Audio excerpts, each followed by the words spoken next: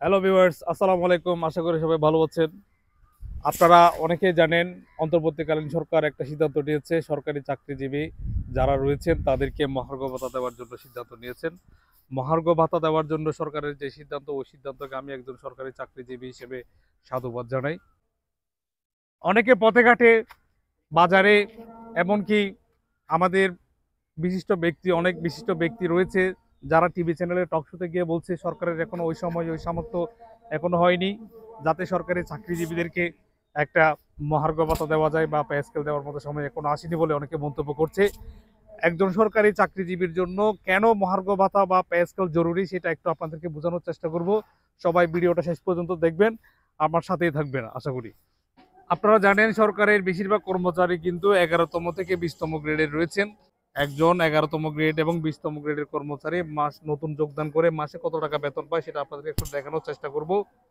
একজন 11তম গ্রেডের কর্মচারীর তার বেসিক হচ্ছে 12,500 টাকা, ঘর ভাড়া হচ্ছে 45%, 5,625 টাকা, চিকিৎসা ভাতা হচ্ছে 1,500 টাকা, টিফিন ভাতা হচ্ছে 200 টাকা, মোট হচ্ছে 19,825 টাকা একজন 11তম গ্রেডের কর্মচারী পেয়ে থাকে।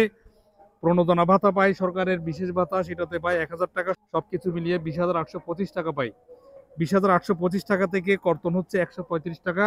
135 টাকা বাদ দিলে 20,690 টাকা পেয়ে থাকে। 20তম গ্রেডের একজন কর্মচারী কত টাকা বেতন পায় একটু দেখি। তার বেসিক হচ্ছে 8,250, ঘর ভাড়া হচ্ছে 4,125, চিকিৎসা ভাতা হচ্ছে 1,500 টাকা, টিফিন ভাতা হচ্ছে 200, সবকিছু মিলাই মোট 14,075 টাকা পেয়ে থাকে। প্রণোদনা, সরকারের যে বিশেষ প্রণোদনা সেটা যদি যোগ করি 1,000 টাকা, তাহলে 15,075 টাকা, কর্তন বাদ দিলে 14,983 টাকা। তার মানে আমরা দেখলাম 11তম গ্রেডের একজন কর্মচারী বেতন পায় বর্তমান সময়ে 20,690 টাকার নতুন অবস্থায়।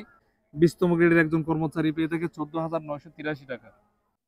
একজন সরকারি কর্মচারীর মাসিক একটা খরচের হিসেবে আমরা করতে চাই, আনুমানিক একটা জরুরি যে খরচগুলো আমাদের রয়েছে সেগুলো আমরা একটু দেখানোর চেষ্টা করব, তারপর আপনারা মন্তব্য করবেন।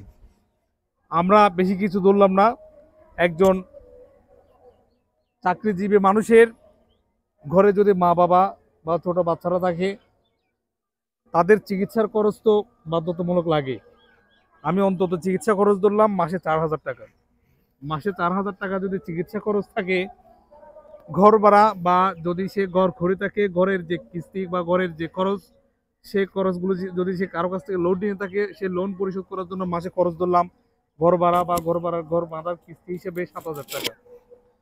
আমাদের, আমরা যারা সরকারি চাকরি করে তাদের থেকে সবাই অনেক আশা করে, অনেক কিছু আশা করে।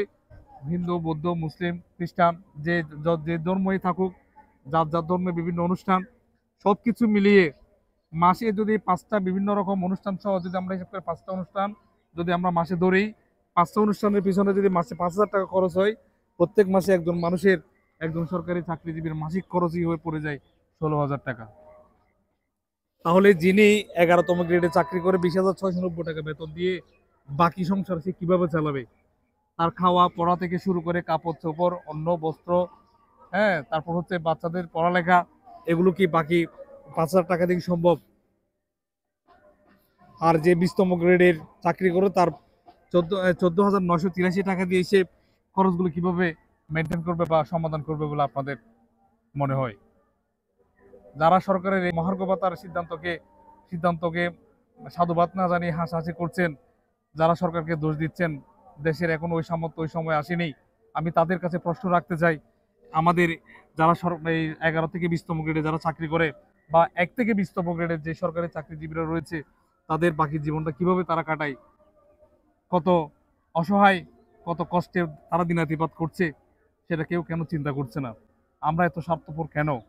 আমাদের সর্বশেষ পে স্কেলে ছিল 2015 সালে। 2015 সালে একজন দিনমজুরের ইনকাম আমরা যদি একটু হিসাব করি, একজন দিনমজুরের বেতন ছিল প্লাস মাইনাস 400 টাকা। একজন দিনমজুরের বর্তমানে দৈনিক বা দিনের আয় হচ্ছে 800 থেকে 1,000 টাকা। তার মানে হচ্ছে 400 টাকা হয়ে গেল 800 টাকা বা আরো বেশি, তার মানে দ্বিগুণ।